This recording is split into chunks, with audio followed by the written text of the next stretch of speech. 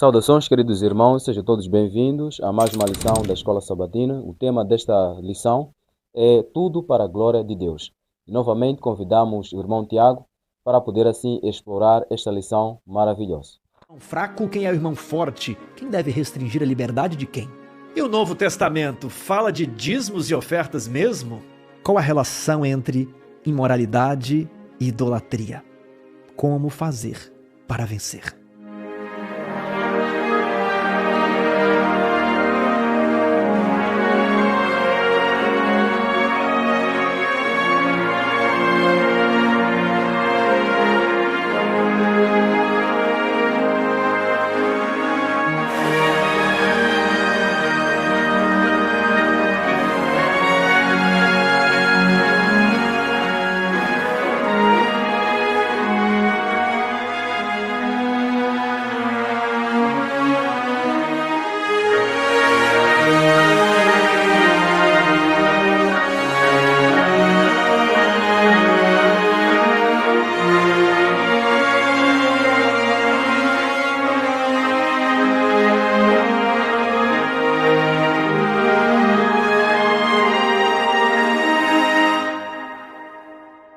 Olá, meu amigo, olá, minha amiga, sejam bem-vindos para mais um estudo da Bíblia. Estamos estudando as cartas que Paulo escreveu às igrejas de Corinto.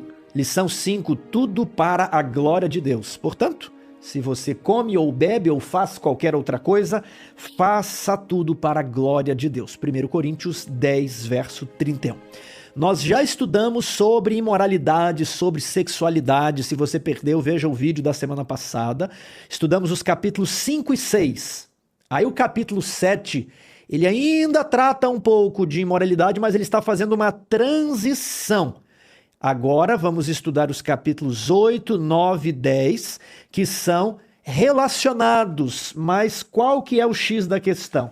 É que em 1 Coríntios, capítulo 7, Paulo faz menção a uma carta.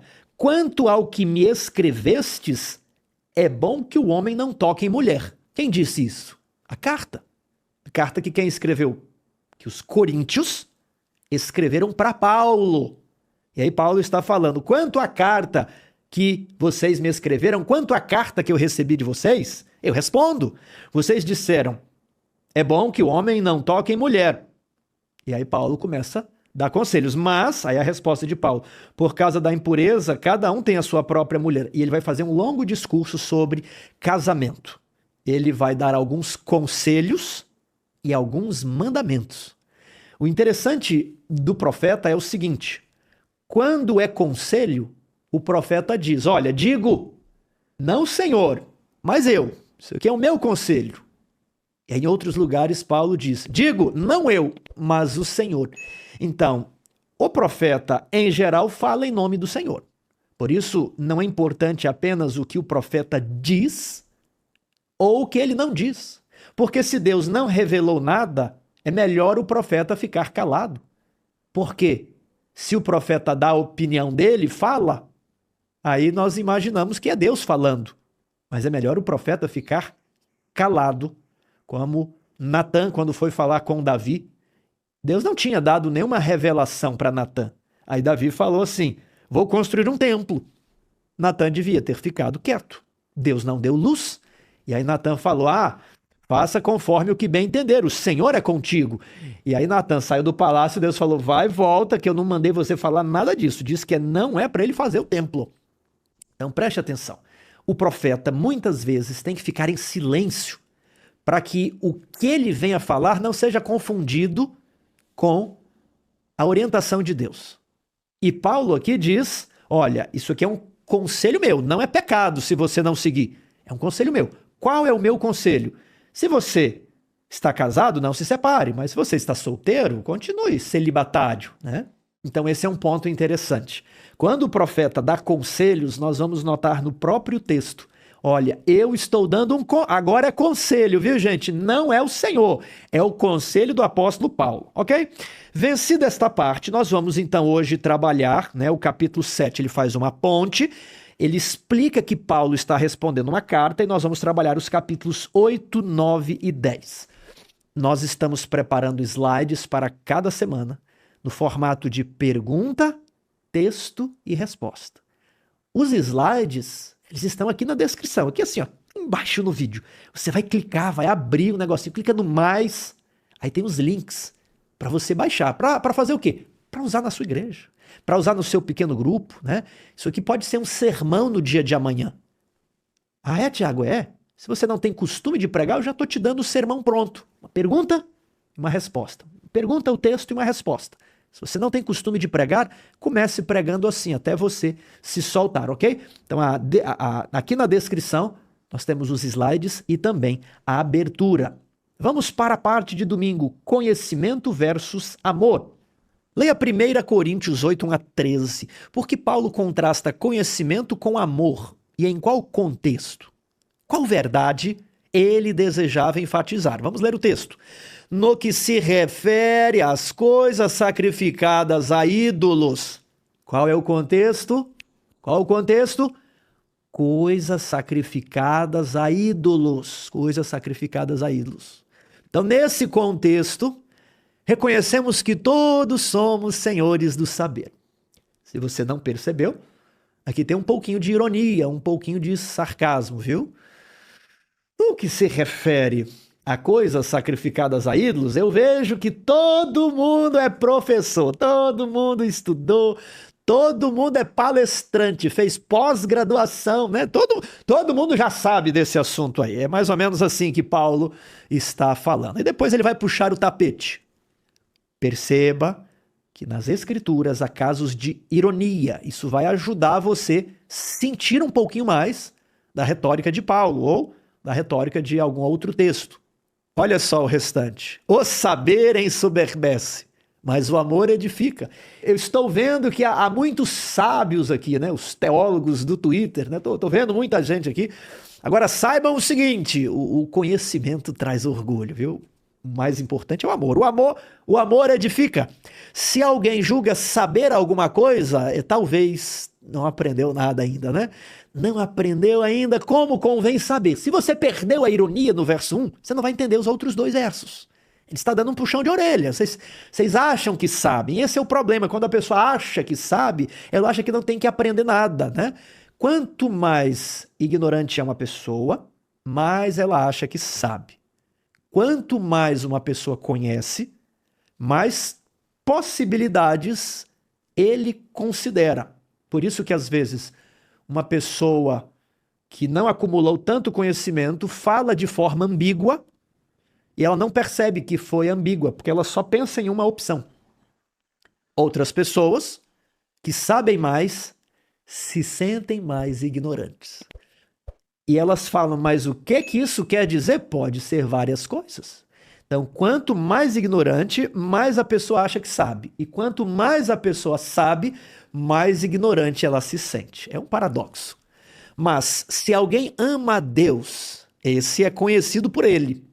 Então, Paulo está falando, né? Vocês conhecem, sabem de tudo. Eu nem sei para que eu estou escrevendo, né? Mas entenda uma coisa. Mais importante do que conhecer a Deus é ser conhecido por ele, né? Será que Deus me conhece? Eu um dia estava na frente do Palácio da Alvorada em Brasília. Eu era um adolescente. Estávamos num conjunto da escola que fomos tocar em Brasília e depois fazermos algum passeio. Quero mandar um abraço para todos os colegas da escola que estavam nesse passeio, os amigos do ensino médio. E aí, de repente, estávamos ali olhando aqueles guardas, né, os dragões da independência, e de repente vem um carro oficial e a pessoa de trás abaixa o vidro, era o presidente, ex-presidente Fernando Henrique, que estava dando tchau para a gente, né? E aí estávamos, olha, eu vi o Fernando Henrique, né? E aí alguém comentou, olha, mais importante não é saber se você conhece o Fernando Henrique, né? A gente pode chegar aqui nesse portão e pedir assim, olha, deixa-me entrar, mas você quer falar com quem? Qual o presidente? Mas o que você quer falar? Não, eu conheço ele. E aí o porteiro vai dizer, tá, mas ele não conhece você. Então, além de conhecer a Deus, você precisa também ser conhecido no céu. No céu e no inferno. Existe muito crente que não é conhecido no inferno. E aí quando um homem tentou expulsar um demônio, o demônio virou para ele e disse assim: eu conheço Jesus e eu conheço Paulo, mas eu não conheço vocês. E o demônio partiu para cima, né? Aquele sujeito endemoniado partiu para cima dos demais. E eles apanharam. Então, será que somos conhecidos no céu? Será que somos conhecidos no inferno?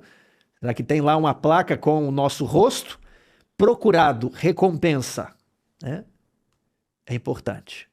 Se não somos conhecidos no inferno, talvez a nossa pregação não está fazendo ameaça ao reino das trevas. Mas se alguém ama a Deus, esse é conhecido por ele. No tocante à comida sacrificada aos ídolos, agora ele volta ao contexto, né? Depois que ele deu um apertão ali de orelhas. Sabemos que o ídolo em si mesmo não é nada, não representa nada, é um pedaço de pau, um pedaço de pedra, porque não há senão um só Deus, não existem outros deuses. E aquilo era o quê? Aquilo é só uma escultura. Entretanto, não há esse conhecimento em todos.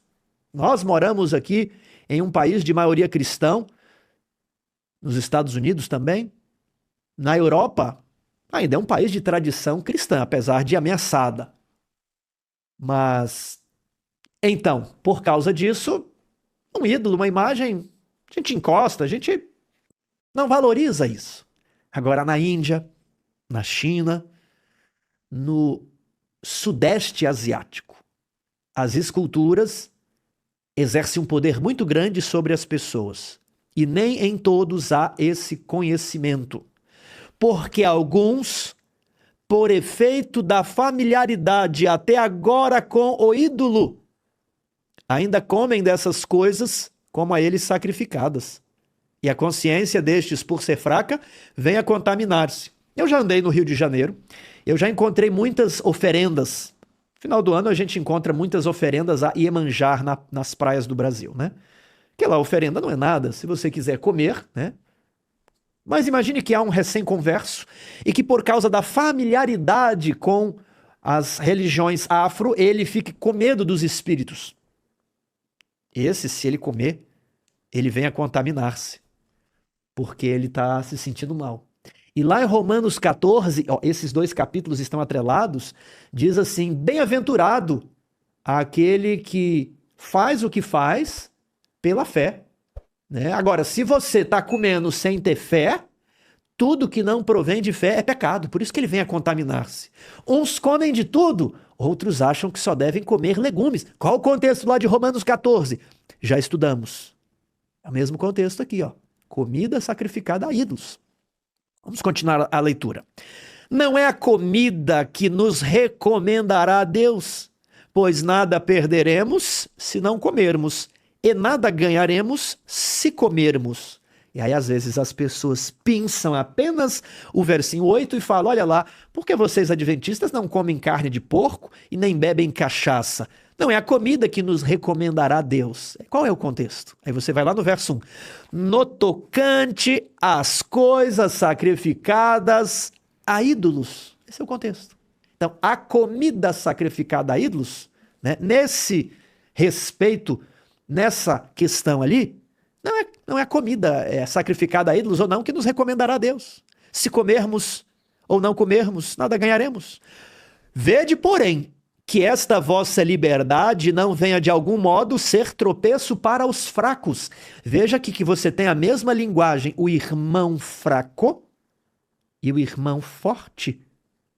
É a mesma terminologia de Romanos 14. Se você quer estudar a Bíblia, pare aqui, leia lá Romanos 14, leia aqui. Eu já expliquei Romanos 14. Você volta aqui na lição 3. Lição 3, você dá uma olhada, né? E aí você vai perceber que os dois capítulos estão em conexão. E os que sabem mais, os que têm conhecimento, os que acham, ídolo, isso não é nada, eu posso pegar uma maçã aqui oferecida, né, em um sacrifício idólatra aqui, comer, isso não vai me fazer mal. Mas pode ter uma pessoa ali, um irmão recente na fé, e que ele vai se escandalizar. Qual deve ser a sua atitude? Vou comer na frente dele aqui, vou deixar escorrer o suquinho da maçã, só para implicar com ele, né? Ô, meu irmão, faça assim não, sabe? Porque se a gente fizer assim, Deus não está aprovando. Romanos 14 não diz que Deus aprova tudo, nem esse capítulo diz que Deus aprova tudo. Isso aqui é para o seguinte: acolhei o débil na fé, acolhei o irmão fraco. Não, porém, para discutir opiniões. Se você é um conhecedor, se você tem a sabedoria, você não pode usar essa liberdade, esse conhecimento, para ser uma pedra de tropeço para o irmão fraco. Mas é justamente isso que a gente vê. Ah, aquele irmão ali, ele pensa que não pode usar bateria. Eu uso mesmo, eu ponho a bateria. Aí você está pervertendo o texto. É justamente o contrário. Olha, eu acho que pode, mas eu não vou usar por causa do outro. Isso é amor. Em vez de você pedir não julgueis, você deve falar que nós amemos uns aos outros. Eu repito, às vezes, pessoas com costumes que não afetam a mim, não afetam a você, são ridicularizadas, recebem chacota por irmãos que têm um conhecimento maior. Imagine se uma irmã tira os sapatos para subir na plataforma da igreja. Muitos iriam rir. Se alguém vai de véu, né? Como na congregação cristã do Brasil as mulheres usam, muitos iriam rir. Agora eu pergunto, não tem Romanos 14? Não tem 1 Coríntios 8 para essas pessoas? Né? 1 Coríntios é só para a gente fazer os outros tropeçarem.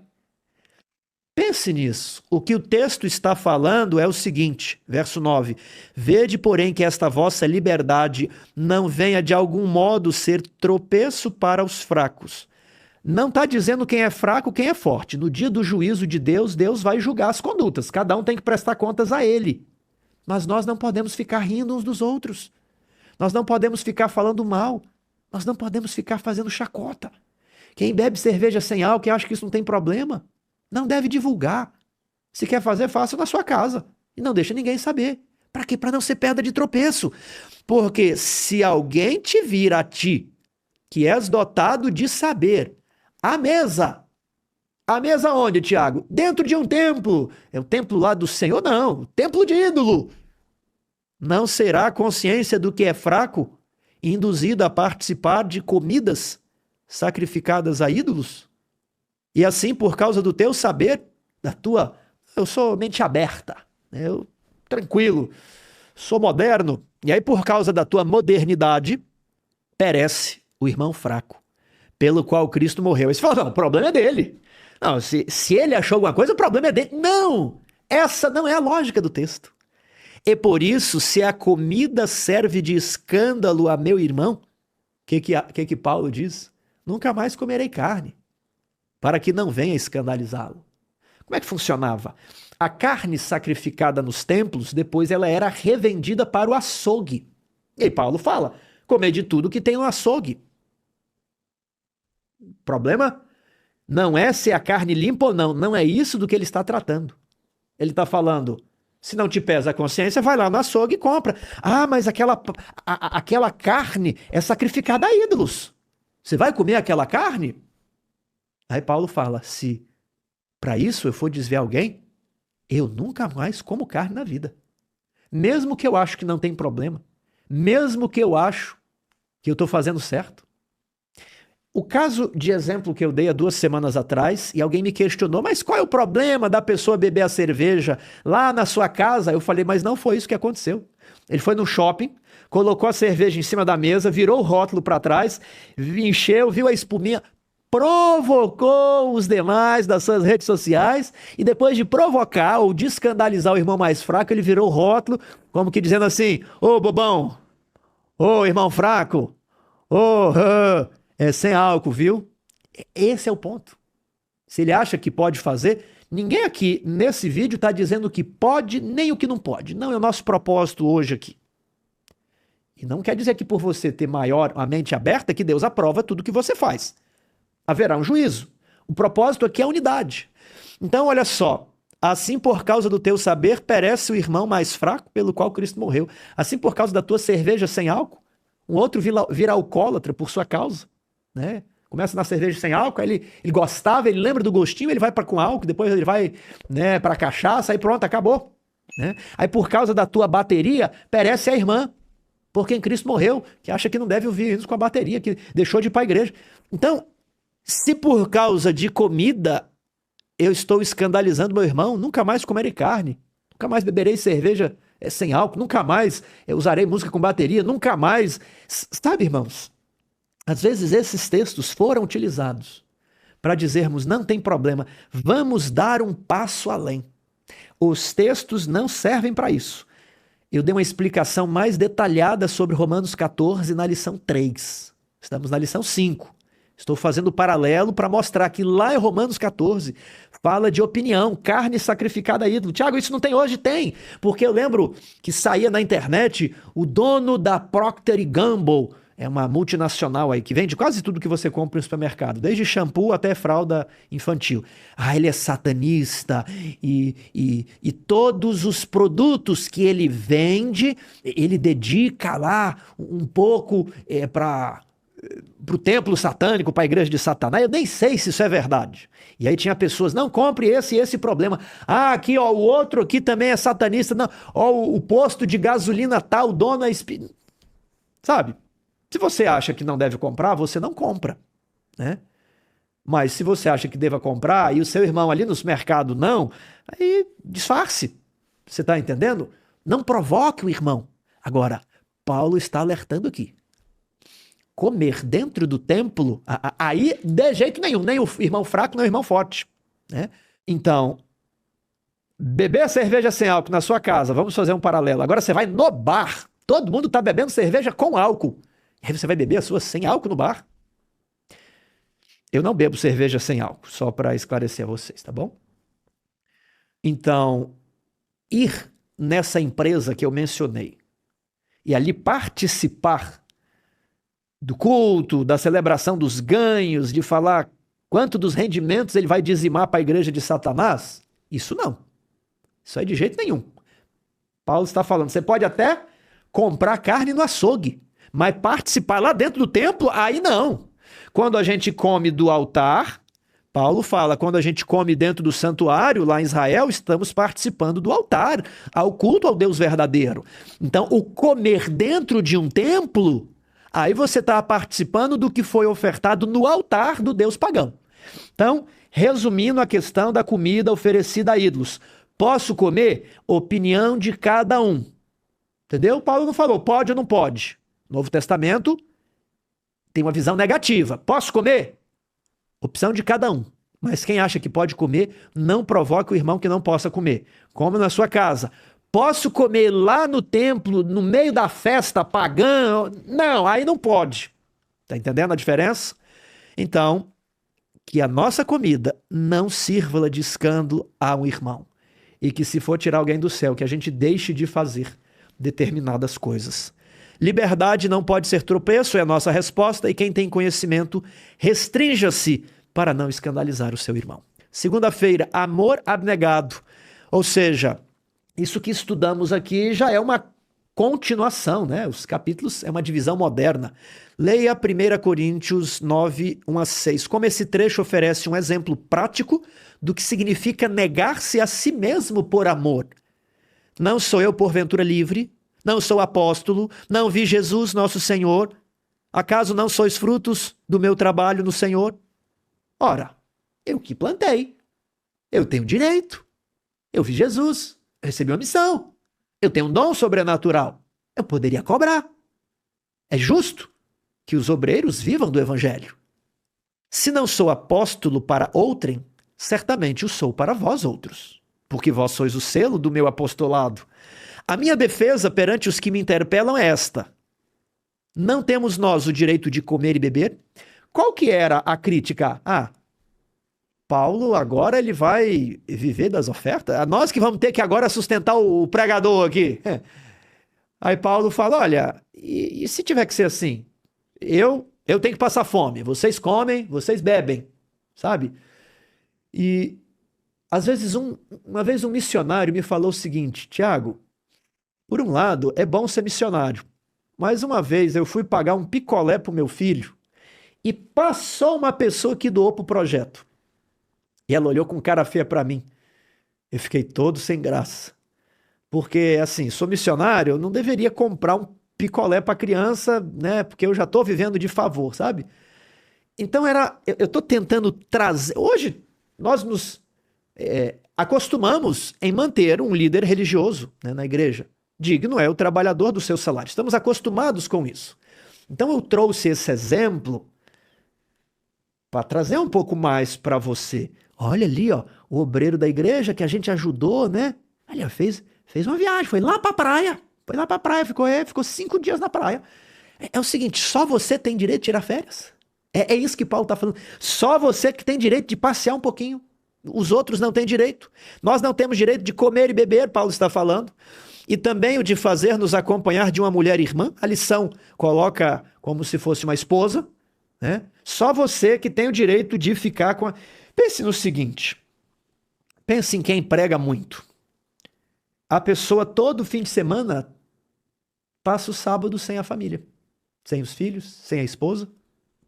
Eu, às vezes, neguei muitos convites, porque como é que eu levaria a minha família, né? Eu trabalho longe durante a semana, vejo minha família no fim de semana. Mas muitas vezes eu me esforço para ir todo mundo junto. Então, eles não teriam direito de viajar com a esposa também? Já pensou, ele faz uma viagem de 3 anos, uma viagem missionária, aí a esposa fica lá na Palestina e ele viaja sozinho? Ou uma secretária, poderia ser também, né? No grupo ali, uma pessoa que cozinha, uma pessoa que lava, uma pessoa que passa, né? Uma pessoa que toma conta da agenda. Será que ele não teria esse direito, como os demais apóstolos tinham? E os irmãos do Senhor e Cefas, todos esses tinham uma irmã, não sei se é a esposa ou uma secretária, pode ser as duas coisas, né? Ou um secretário. Ou somente eu e Barnabé não temos o direito de deixar de trabalhar. É aquela coisa, o pastor tem a segunda-feira, aí você não, servo de Deus não tem dia de folga, mas você tira o dia de folga, sabe? E não gosta de ser incomodado no dia de folga. Então, às vezes, nós temos um discurso muito bonito para os outros, mas não aplicamos esse discurso a nós. Somente eu e Barnabé que não podemos tirar dia de folga, todo mundo pode. Quem jamais vai à guerra à sua própria custa. Eu gosto desse exemplo. Vocês já viram um soldado, ó, você vai à guerra, mas você tem que comprar o fuzil, o colete, a bota e a munição. Peraí, eu vou à guerra, meter esse rostinho para levar um tiro, e eu ainda tenho que pagar a passagem? É isso mesmo? Você tá no escritório e eu tô na guerra, mas assim, eu posso morrer e ainda eu pago a passagem? Alguém já foi à guerra à sua própria custa? Já pensou? Você ser escalado para uma guerra, representar o Brasil, e ainda você tem que pagar a sua passagem? Você tem que pagar as suas despesas? Não. Paulo estava indo à guerra contra o reino das trevas. Então era justo que ele fosse sustentado pelas pessoas a quem ele trouxe as boas novas. Quem planta a vinha e não come do seu fruto? Ele plantou a igreja, ele tem direito de comer do fruto. Ou quem apacenta um rebanho e não se alimenta do leite do rebanho? Você percebe que ele está utilizando princípios de justiça para explicar que a igreja tem o dever de sustentar os seus pregadores, os seus missionários. E depois ele vai dar o exemplo de Moisés, que mandou: não atareis a boca do boi enquanto debulha. Ele pergunta: será que é com bois que Deus se preocupa? E ele tira uma aplicação. Da mesma forma que Deus cuidou de um animal para que o animal não fique pisando as espigas de trigo, as espigas de cevada, para separar os grãos da espiga, não tinha máquinas de debulha na época, né? Era um animal. Imagine você ficar mexendo com comida o dia inteiro e não poder pegar. Então, da mesma forma que era um princípio humanitário, né? Um direito dos animais de não ficar olhando a comida sem poder comer, assim também o apóstolo não poderia ficar trabalhando na sua vinha com o seu rebanho e ter a boca fechada. Mas o que Paulo escolheu? Eu me abneguei para não ser pesado a vós. Então temos aqui em 1 Coríntios 9 o princípio dos dízimos e ofertas para sustentar pastores e obreiros no Novo Testamento. Temos lá também em Hebreus, né? É a nova aliança. A nova aliança, ela já é em Abraão. Tudo bem? Abraão não é velha aliança, Abraão é nova aliança. Tem dízimos lá em Abraão e em Hebreus. Então nós temos aqui o princípio dos dízimos e ofertas no Novo Testamento. Tem muita gente que nega isso, né? Então, quem jamais vai à guerra à sua própria custa, Paulo falou, eu estou indo à minha própria custa. Eu poderia, mas eu preferi ser um obreiro de sustento próprio. Olha ali, ó. Paulo tinha direito de ser sustentado pela igreja, mas escolheu se autossustentar. Eu vou costurar as tendas, eu vou me virar, eu não quero ser pesado para ninguém se escandalizar, para ninguém falar que eu fiz por dinheiro, para ninguém falar qualquer outra coisa. Eu me abnego em prol do próximo. Eu tinha direito, eu podia, convinha, mas não vou fazer. Irmãos, na sua igreja tem algo que você pode se abnegar por amor ao outro? Existe um passo que você pode dar para boa convivência? Então, pense nisso. Pense na abnegação. Terça-feira, aprendendo com o passado.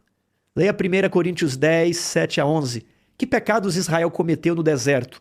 E por que os privilégios concedidos ao povo tornavam esses pecados ainda mais graves? Entretanto, Deus não se agradou da maioria deles, razão porque ficaram prostrados no deserto. Você se lembra lá da história do Êxodo? 40 anos para atravessar o deserto até chegar em Canaã, e todos morreram, inclusive Moisés. Apenas Josué e Caleb entraram, né? Deus não se agradou da maioria deles, morreram no deserto. Ora, estas coisas se tornaram exemplos para nós, a fim de que não cobicemos as coisas más como eles cobiçaram. Não vos façais, pois, idólatras, como alguns deles, porquanto está escrito, o povo assentou-se para comer e beber, e levantou-se para divertir-se. Quando é que Moisés escreveu isso daí? Por ocasião do bezerro de ouro, né? O povo assentou-se para comer e beber e levantou-se para divertir-se, para folgar. Eu quero falar uma coisa para você. Fica chateado não, mas eu vou te falar com muito carinho. Tem muito divertimento por aí que é idolatria. Tem muita coisinha legal no seu celular, no meu também, que é idolatria. Tem muita coisinha ao redor da nossa vida que é idolatria. Tem muita coisa que a gente vê na televisão que é idolatria. E sabe como é que a gente é fácil de descobrir o que é idolatria? Por exemplo, alguns idolatram a pátria. Ó pátria amada, idolatrada, salve. Ó, salve, salve. Ah, Tiago, é uma poesia. É só uma poesia, né? Poesia. Pátria amada, idolatrada. Por que eu provo para você que não é só uma poesia? Verás que o filho teu não foge à luta, nem teme quem te adora a própria morte. Você adora a pátria, a própria morte? Pense nisso. Eu falei, não fique chateado. Quero que você pense. Se você discordar, você tem que ter uma boa justificativa para dizer que você canta é um louvor, prometendo amar até a morte alguma coisa que não é Deus, amar a pátria. Né? Nem teme quem te adora. Olha, você fala que adora a própria morte. Terra adorada, entre outras mil, és tu, Brasil, ó pátria amada, idolatrada, salve, salve. E 2026 tem eleições. Não deixe o político ser o seu ídolo. Nós não somos nem de direita e nem de esquerda. Nós somos de cima. Nós somos do céu. Nós somos peregrinos nesta terra. Nós podemos exercer o nosso voto. Se você acha que não deve votar, questão de opinião, você não vote. Mas nós somos peregrinos aqui. Nós estamos nos preparando para ir ao céu. E um amigo meu que já foi candidato 2 vezes falou assim, Tiago, na segunda vez eu tinha acabado de distribuir o meu santinho para a cidade inteira. Eu fiz um folder com meu nome, a minha foto, a minha proposta atrás, o meu número. E eu rodei todos os bairros da minha cidade. Uma vez, pela segunda vez. E quando eu estava distribuindo aquele folder, aqui no Brasil a gente chama de santinho. Eu pensei, sou adventista há mais de 50 anos. E eu nunca distribuí folheto em todos os bairros da minha cidade. Mas por 2 vezes eu estou distribuindo o santinho para ver se eu me elejo aqui, vereador. E aí ele falou que nunca mais fez aquilo desde então. Sabe, ele percebeu que aquilo estava na frente do trabalho missionário. Para distribuir santinho, ele ia. Agora, para distribuir o livrinho da esperança, ele não estava indo. Você está entendendo? Existe outras coisas. Levantou-se para divertir. E nessas coisas que as pessoas se divertem aí, sabe? Costuma ter um sujeito chamado ídolo. Né? Fulano de tal é o ídolo do grupo tal. O outro, ele é ídolo lá na década de 90. Ele é ídolo brasileiro, sabe? Coincidência, né? Tem ídolo nos divertimentos, tem ídolo na pátria, tem ídolo ou a ideia do fã em música e em filme. E coincidência, né? Olha só, o fã, ele é uma abreviação de fanatic, fanático. Então a pessoa, ele é fã. Você é fã de quem? Eu sou fã Roberto Carlos, né? Tem o ídolo jogador e tem o ídolo cantor, né? Então não sei de qual você é fã. Agora, eu queria que você pensasse todas essas coisas. Hoje não temos aqui um templo a Apolo, até tem, né? Tem a Iemanjá, tem vários aqui no Brasil, tem muitos, né? Mas não era igual lá em Corinto. Mas às vezes existem outras formas de idolatria. O povo assentou-se para comer e beber e levantou-se para divertir. O exemplo que Paulo dá de idolatria é um lugar onde se come, bebe e se diverte. Preste muita atenção. De todos os exemplos que Paulo podia dar. Ele só deu um exemplo de idolatria e ele deu esse, tá bom?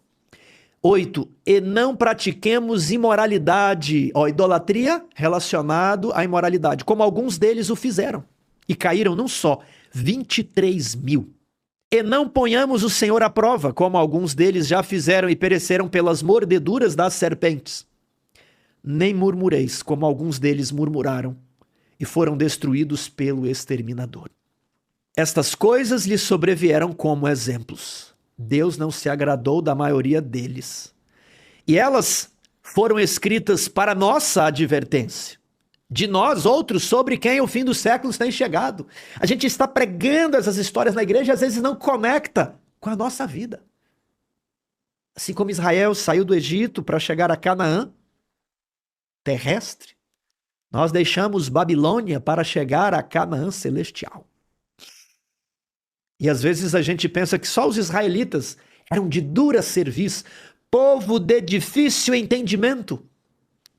Quando nós, o mesmo. A começar que não oramos como deveríamos. Você sabe disso. Não fazemos o culto de manhã ou não fazemos o culto com a família. Alguns não fazem pôr do sol. Ou alguns só fazem o pôr do sol. Alguns nunca leram a Bíblia toda ainda. Ou não estudam a Bíblia diariamente. Alguns nunca leram nem o livro do Espírito de Profecia ou já leram há mais de 20 anos atrás. Alguns gastaram muito tempo na Copa do Mundo e não têm o mesmo interesse pelo Jesus na cruz. Se a cruz de Cristo fosse no mesmo domingo de um grande evento, qual dos dois você escolheria comparecer? Pense nisso. E ao você pensar onde você gasta o seu tempo, você vai descobrindo as suas prioridades. Tem ali o celular, ele dá um indicativo, né? De quanto tempo nós gastamos com cada aplicativo. Aquilo é assustador. Eu fico muito no computador, eu mexo muito no celular. Então estou falando algo que me toca. Eu sou humano como vocês. Tenho as mesmas paixões que vocês. E eu estou querendo aqui trazer uma reflexão séria. Talvez nós estamos praticando os mesmos pecados. Quais são eles? Cobiça, idolatria, imoralidade. Estamos tentando ao Senhor, pondo o Senhor à prova. Murmuração, reclamamos. Sabe como a gente reclama? Porque parece que na igreja não pode nada. Aí não pode comer isso, aí não pode comer aquilo. Aí agora é palestra de saúde, não pode. Sabe, os judeus no deserto, de manhã eles comeram manga. Aí no almoço, sabe o que eles comeram de novo? Manga assada. Aí de noite, manga de vez. Tá meio verdinha com sal, né? Aí no outro dia eles comeram cuscuz de manga. Aí no outro dia, no almoço, farinha de manga. Aí no outro dia, panqueca de manga. E eles ficaram um ano comendo manga. Você aguentaria ficar um ano comendo um mesmo alimento? Eles comeram maná. Mas não foi um ano. Foi 40 anos. E alguns reclamaram. Sabe, quando a gente coloca isso em perspectiva, às vezes eu vejo, eu tenho tantos alimentos. E eu estou reclamando porque Deus falou que beber refrigerante não faz bem. Comer queijo não acrescenta em nada. Será que a comida não pode ser uma idolatria também? Sabe? Eu não estou falando de carne. Eu estou falando de coisas que a ciência condena. Refrigerante, industrializados, embutidos, produtos altamente processados. Eu não estou falando nem de itens, eu estou falando da qualidade. E aí as pessoas murmuram sobre comida. Você aguentaria comer 40 anos o maná? Você seria um dos que chegaria em Canaã ou você reclamaria no meio? Estas coisas foram escritas para o nosso exemplo, porque o fim dos tempos chegou. Jesus vai sair do santuário. Jesus está querendo purificar o santuário. E nós não estamos permitindo que ele purifique o nosso coração da nossa cobiça. Estamos apegados demais às coisas aqui na terra. E quando Deus nos pede um pouco de sacrifício, nós murmuramos. Aquele, pois, que pensa que está de pé, veja para que não caia. Aqui Paulo arremata o que ele começou lá no 8, quando ele pergunta, aqui todos são senhores do saber. Então, cuidado, aquele que pensa que sabe muito, cuidado para que não caia. Quais foram os pecados? Cobiça, idolatria, imoralidade, por o Senhor à prova, murmuração. E por que os privilégios concedidos ao povo tornaram esses pecados ainda mais graves? A quem muito foi dado, muito será cobrado. Né? Hoje em dia o pessoal prefere lá o Peter Park, né? Grandes poderes, grandes responsabilidades. Aí foi tirado daqui, da Bíblia, viu?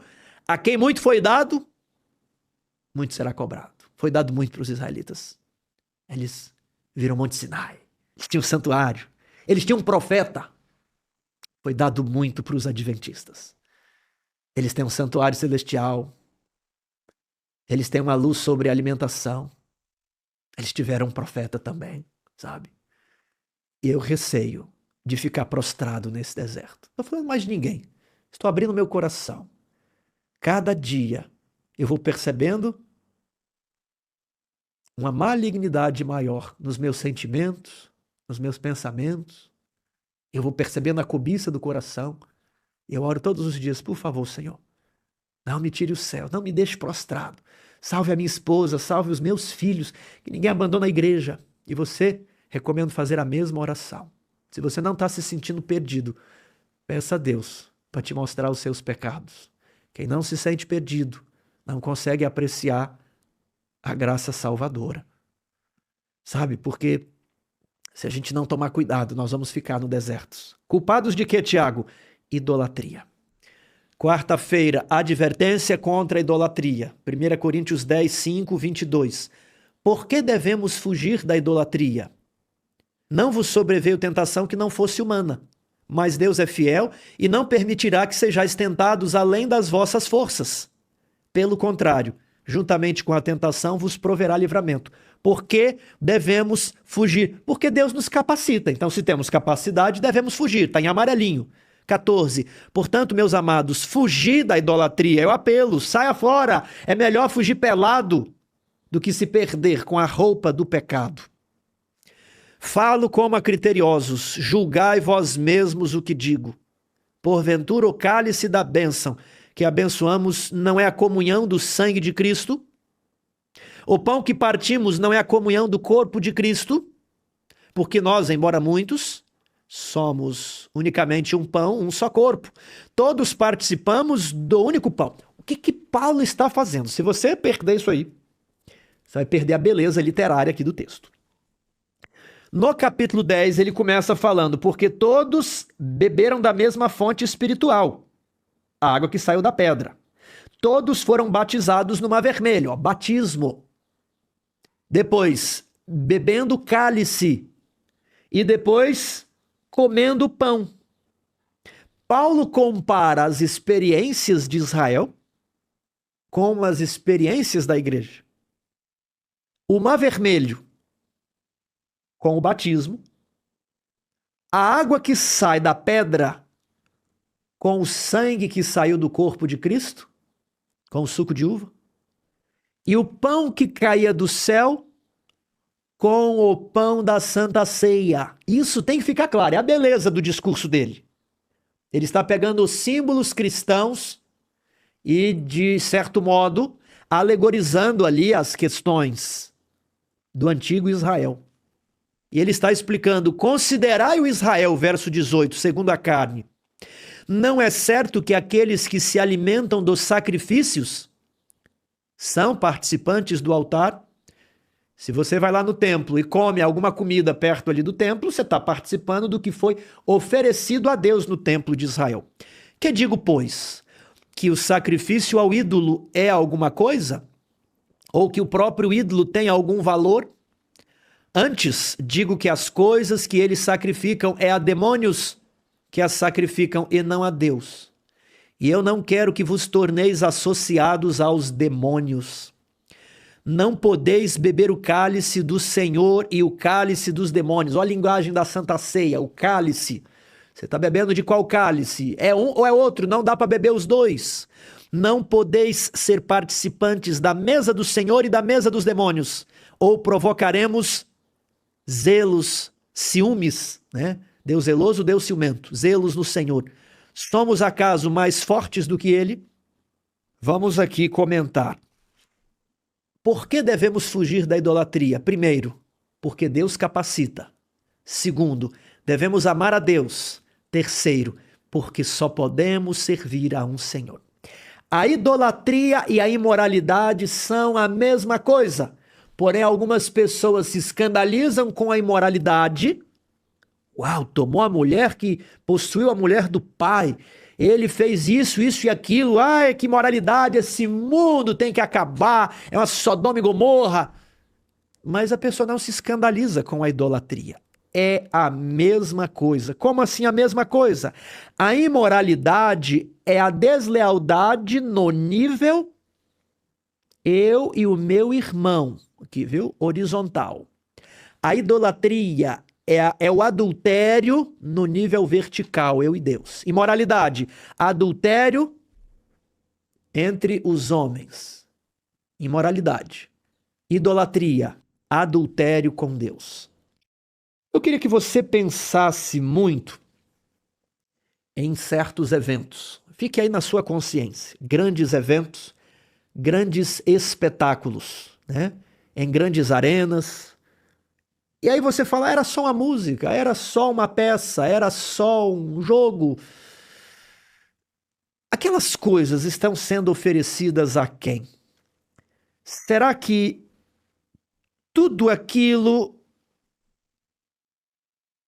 não está num contexto de idolatria?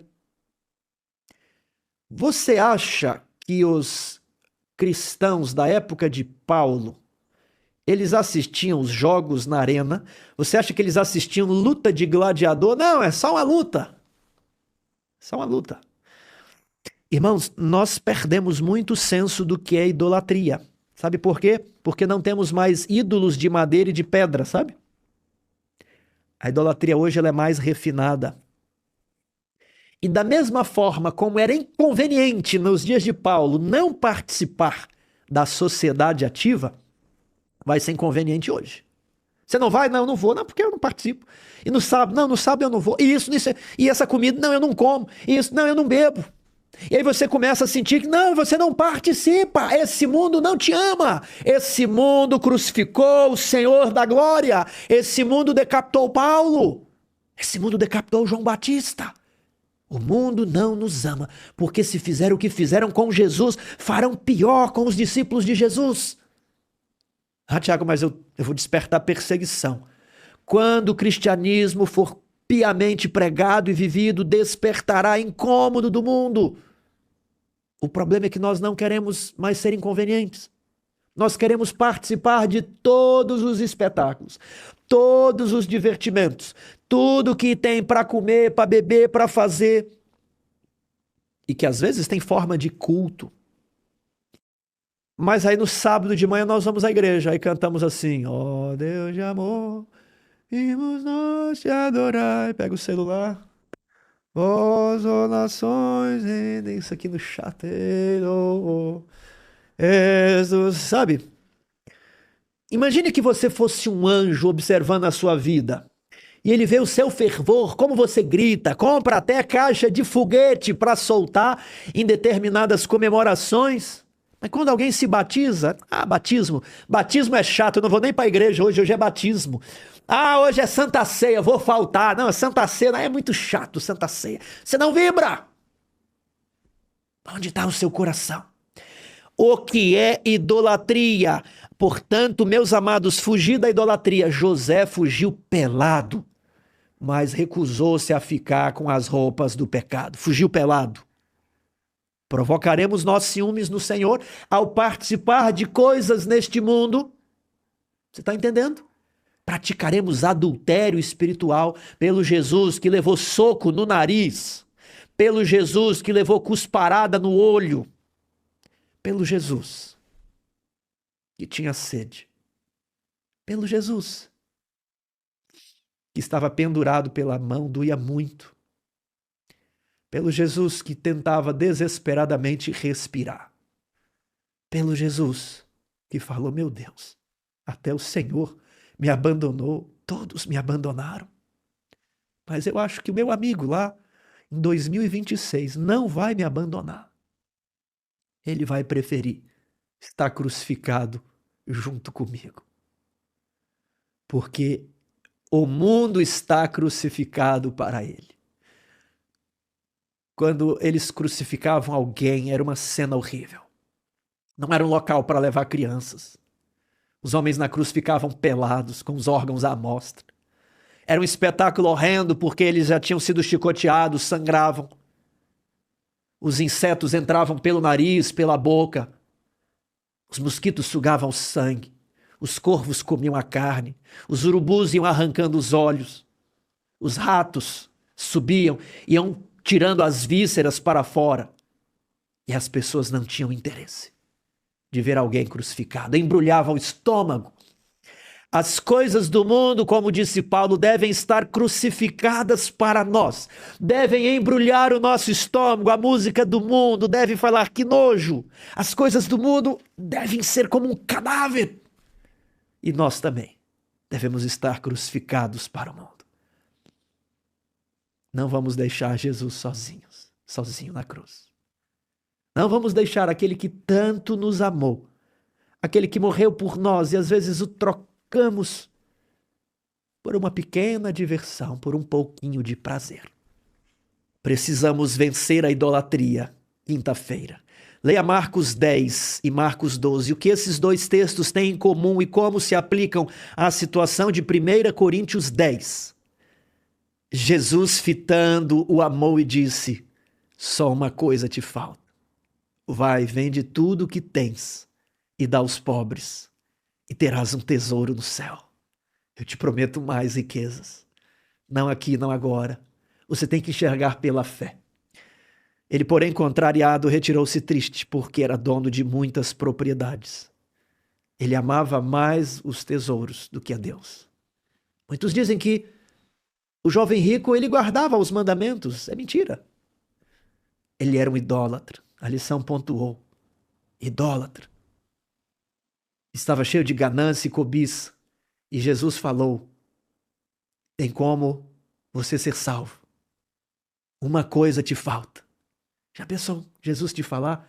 Só uma coisa a mais te falta. Só faltava mais uma. Eu sinto que para mim faltam milhões de coisas. Mas para aquele jovem só faltava uma. E Jesus sabia que aquela uma podia tirá-lo do céu. Ele, porém, retirou-se triste. Este talvez não seja o seu problema, mas é o problema de alguns. Marcos 12. Um escriba respondeu a Jesus: amar a Deus de todo o coração e de todo o entendimento e de toda a força, e amar ao próximo como a si mesmo, excede a todos os holocaustos e sacrifícios. Vendo Jesus que ele havia respondido sabiamente, declarou-lhe: não estás longe do reino de Deus. Um estava perto, mas não pôde entrar. O outro parece que vai entrar. 1 Coríntios 10 nos traz um apelo: não vos façais, pois, idólatras, como alguns deles. Estas coisas lhes sobrevieram como exemplos e foram escritas para advertência nossa. Não é para aquela época, é para 2026. Não vos sobreveio tentação que não fosse humana, mas Deus é fiel e não permitirá que sejais tentados além das vossas forças. A tentação sempre vem no nosso nível. E Deus ainda confere graça de modo que a possais suportar. Quando falhamos, a culpa não é do diabo. Porque Deus não permite ele nos tentar além do que podemos suportar. A culpa não é de Deus. A culpa não é da natureza. A natureza é fraca, é inclinada. Satanás tenta de fora, a nossa natureza tenta de dentro. Mas sabe de quem é a culpa? A culpa é nossa. Deus impediu que chegasse algo que você não conseguisse erguer, um peso muito robusto, que você não pudesse levantar. Deus não permite. Deus é um treinador que só permite que você carregue pesos adequados ao seu biotipo. Então, quando você não ergue o peso, o problema não é do treinador, o problema é nosso. O problema é meu, o problema é seu. É por isso que Jesus fez tudo o que podia fazer para nos salvar. Temos de ter certeza de que Ele já fez tudo. Mas agora a escolha está em nossas mãos. Nós teremos fé nele. E essa fé é demonstrada na prática. Esse amor é demonstrado na guarda aos mandamentos. Esse amor é demonstrado ao crucificarmos o mundo. Esse amor é demonstrado justamente em ações. O que esses textos têm em comum? O amor pode ser um ídolo. Por exemplo, o amor ao dinheiro. Eu não sei o que você ama. Mas ninguém ficará de fora do céu porque pecou. As pessoas ficarão de fora do céu por causa de amor. Elas viram a luz. Elas viram que a luz era melhor. Elas ouviram o evangelho. Mas elas amaram mais as trevas do que a luz. Elas não quiseram ir para a luz, porque nunca quiseram mudar de vida. Porque as suas obras eram más. E se fossem para a luz, as obras iriam aparecer e seriam reprovadas. Elas viram a luz, mas preferiram continuar nas trevas. Amaram mais as trevas do que a luz. Meu querido amigo, eu convido você a ler mais as cartas de Paulo. E se você tem dificuldade de contextualizar, eu vou recomendar que você leia os testemunhos para a igreja. Leia de manhã, leia de noite, leia de madrugada, leia no culto de quarta-feira. E você vai sentir um chamado tão grande. Você vai sentir algo despertando dentro de você. Você vai sentir uma responsabilidade. E você terá de tomar a sua decisão. Que você escolha a vida, que você escolha a luz e que eu também possa escolher a luz. Que nós possamos ir para a luz, que as nossas obras sejam reprovadas, mas que a gente possa se emocionar com a cruz de Cristo, que a gente possa cortar na carne, que a gente possa perder as nossas conveniências, mas que possamos abandonar de vez o mundo, que possamos crucificar o mundo e estarmos preparados para sermos crucificados pelo mundo. Assim como o Pai me enviou, eu envio a vós. Fugir da idolatria, fugir do adultério espiritual. Que Deus nos capacite e nos fortaleça para vencermos todas as tentações. Forte abraço, até semana que vem.